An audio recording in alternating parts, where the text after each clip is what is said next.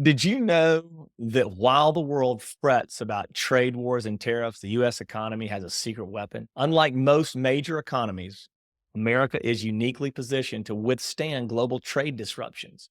So, what does this mean for your investments? And how can you position yourself to benefit rather than suffer? In this video, I'll reveal three critical economic mitigating factors that explain why the US economy is more resilient than you might think. You'll learn number one, why America's economic structure provides natural insulation. Number two, how U.S. businesses are adapting and even thriving despite challenges. And number three, which policy factors may offset potential negative impact. If you do have a large sum of money or you have money at all, I think understanding these factors is crucial for making informed investment decisions in today's uncertain climate.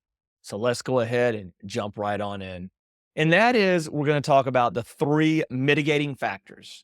And number one is America's built-in trade insulation that a lot of people aren't talking about. And depending on which news channel and system you look at, anything our current president does is going to be either frowned upon or say that it's the greatest thing since sliced bread.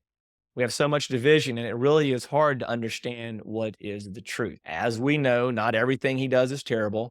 And as we know, not everything he does is great. He's a human. Last I checked, he didn't walk on water. He didn't raise himself from the dead as the one true God did, otherwise known as Jesus Christ, the only one worthy of glory, praise, and honor. And as we look at America's built-in trade insulation, the U.S. has a fundamental advantage. It's significantly less dependent on international trade than most major economies. Did you know that? I didn't know that. It's interesting. The U.S. trade to GDP ratio is just 24.9%. That's dramatically lower than China's 37%, Canada's 67%, Mexico's 73%, and the European Union's 96%. This means that for every dollar generated in our economy, only about a quarter is tied to international trade. When global trade tensions rise, America feels the pain less acutely than our trading partners.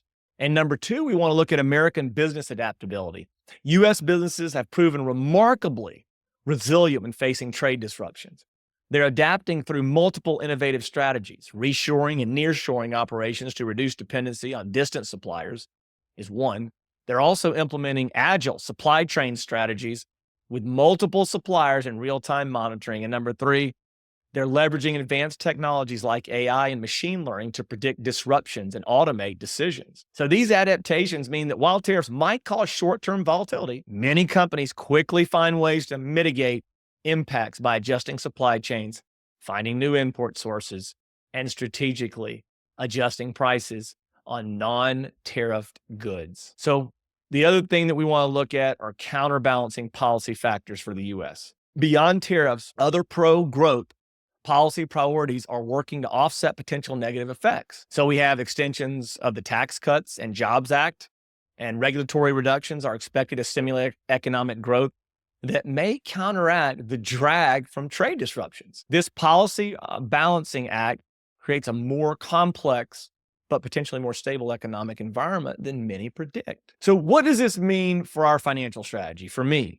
and for you? Here are three actionable steps that I think would be prudent for you to take and for me to take during this time regarding these tariffs. I think diversify strategically. I will continue to beat that dead horse so hard. It's just, it needs to be beaten so hard. We have so many different types of economic calamities that can happen here on Earth.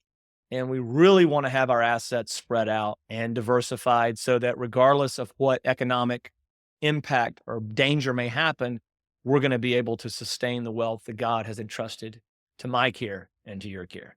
I would consider increasing exposure right now of what you have in U.S. stocks. I would consider increasing your exposure to the U.S. middle market companies that generate 84% of their revenues domestically and have less complex global supply chains.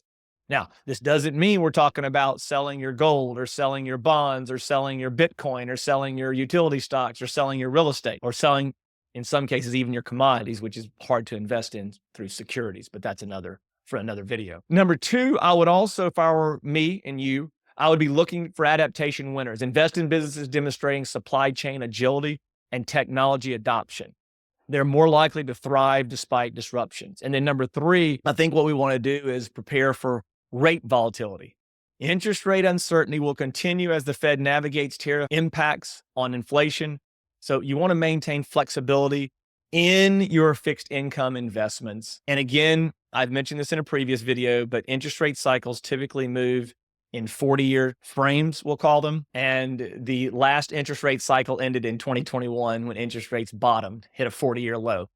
And so that would put us in 2061 when they hit a peak. It's not going to go straight up, as it's going to look like a roller coaster. There will be time periods when interest rates go down. And this is only if this cycle repeats. There's no guarantee it's going to repeat. Nobody knows except for the Lord. Are you ready to position your portfolio to benefit from America's economic resilience? I specialize in helping people who have suddenly received a large form of wealth through inheritance or selling their business, or maybe even winning a lawsuit, or other people that have large sums of money. Click on the link below to apply for a free wealth planning session with me, or take the quiz to determine how much you have to retire and if you're ready to retire. Also, our team does a great job reviewing people's portfolios at no charge. You can apply for that as well by clicking on one of the links. Your financial security deserves a strategy built on understanding the full economic picture. And after all, God has said, if we're unfaithful with little, we'll be unfaithful with a lot. And if he entrusts us with a little bit and we are faithful, then he'll give us more. And that's not the prosperity theology doctrine. It requires us to perform as well. Then, of course, God can take it all the way as well. I certainly don't want to imply the health and wealth gospel in any of my videos. If you like our videos, you find them valuable, and you'd love to get more, please remember to like and subscribe, and we'll be putting out more videos just for you.